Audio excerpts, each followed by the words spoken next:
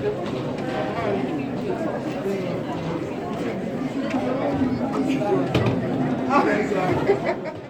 me ask you, as the youth of Ethiopia, what do you think of the job situation in Ethiopia? What is your feeling? When you finish your education, when you go out there, what's your sense of the job situation in Ethiopia? Maybe one or two or three people from the floor. Speak frankly. Anybody, feel free. Who wants to go?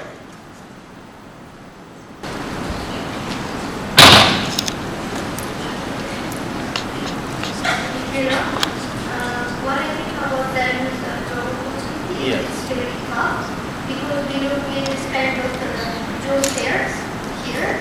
So you don't know after you study, you don't know what kind of job you are going to get because the job environment in the studies you are doing is totally different sometimes.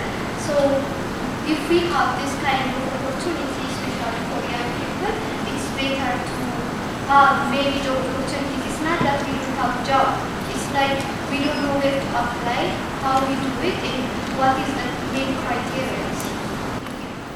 Thank you. Very good. Somebody else? Yes. Thank you very much.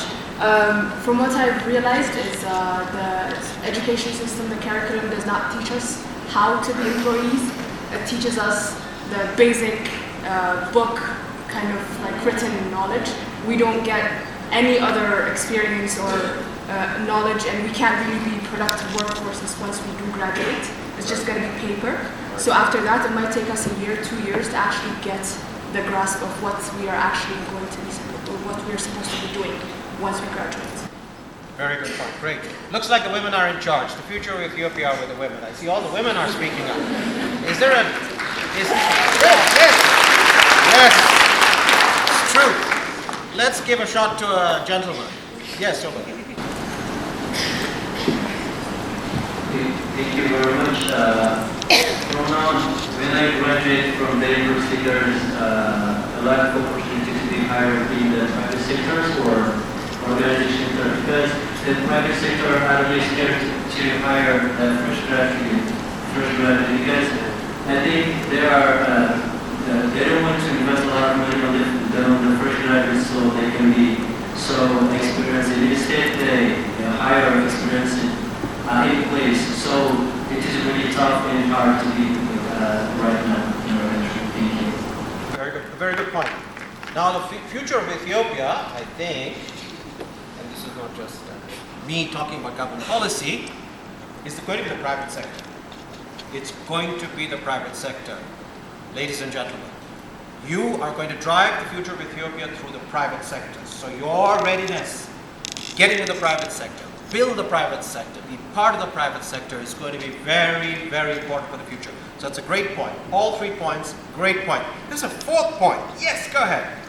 Thank you. Well, as far as I'm concerned, there is no smooth flow of information between the employers and the employees, those who are in front of them. That's the huge problem. The very only one who work such kind of job fair is your jobs, and this is the second one as far as I know. And there is really a huge difference gap, information gap. Yes, between the organizations and those who are for opportunities. But there are too many job opportunities, and still even overqualified applicants. Exactly. Thank you. These are great points. Looks like you're alive and well and paying attention to the issues. It's fantastic. Let's just talk a little bit, this is the lecture bit of the presentation. What is employability? So you want to ask yourself, what is employability? Well, there are 3 parts to it. One part is skills. A second part is personal attributes, who you are as a person. I'll talk a little bit more about that later. And third, it's a little bit about your understanding of your area of interest, of the world that you're a part of. So 3 key things are part of what we call employability. Very, very important thing to remember. Employability is not just what you have when you leave school or you leave college or university. That's it. I have everything I need to be employable. Employability is something that changes over time. So you really have to spend a lot of attention to learn throughout your working life and beyond your working life. So it's not like, okay, I've left university, I have the box, and that's it. That's the only thing I need to be employable in the future. No, that thing you have to keep changing it around. Keep learning, keep changing, because you will move from job to job, you may move from sector to sector, so you will need to be adaptable. And there is no adaptability without learning. So that's something to bear in mind. Now if that happens, and I want to go back to a point Edward made, if you can do that, if you are employable, you keep learning throughout your life, then you will be useful to yourself, your family, very important, your community, and to Ethiopia. We are working every day in the work we do. We must think of what we're doing not just for ourselves, it's very important for the UN, but for our community, for our society, for the rest of the world, for the SDGs. Now let me just go a little bit further to talk about the three aspects of employability. We talked about the first one, skills, hard professional skills. What's in there? Well, for example, this means whether you're an economist, a statistician, an engineer, a nurse, an agronomist, an entrepreneur, a business person, you know business skills, these are hard skills. You do need some hard skills. It's very hard in the world nowadays, harder for generalists. It's important to have some hard skills. The second thing are your soft skills, which is about you as a person. For example, do you have integrity? What does that mean? Does anybody know what integrity means? Any shot? Anyone wants to take a shot? What? Hand way at the back with the mic. Yes, please, gentlemen, sir. Mike? Integrity means respecting the profession, professional ability of Yes. professional conduct. Very good. Thank you very much. Professional conduct.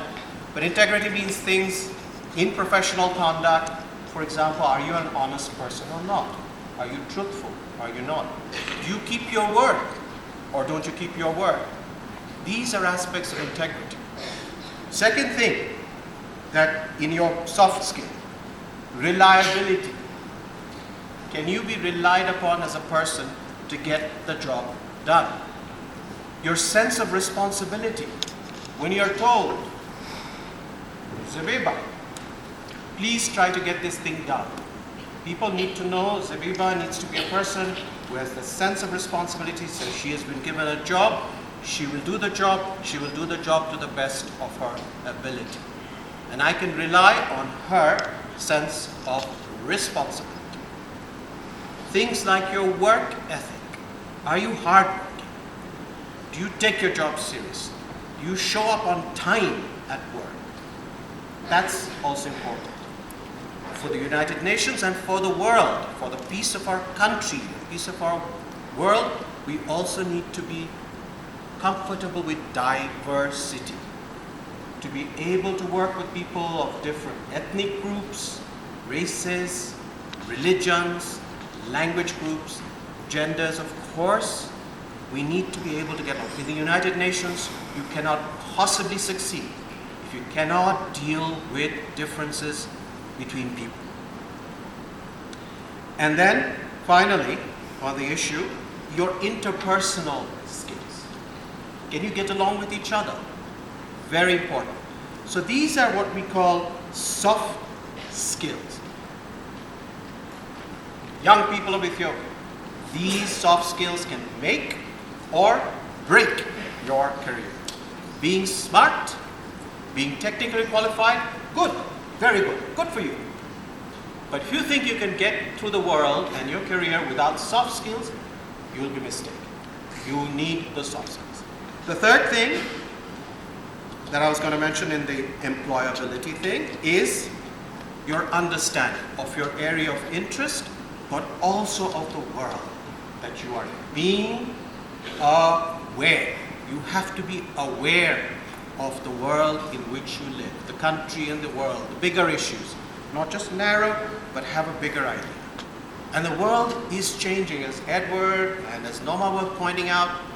The world is changing dramatically. The world you are going to go into, the world you are going to be in charge of, the world you will shape is going to look very, very different from where we are today.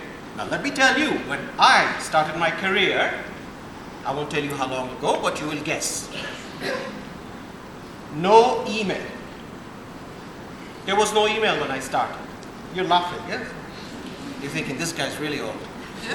I am. Next, there was no internet. No internet.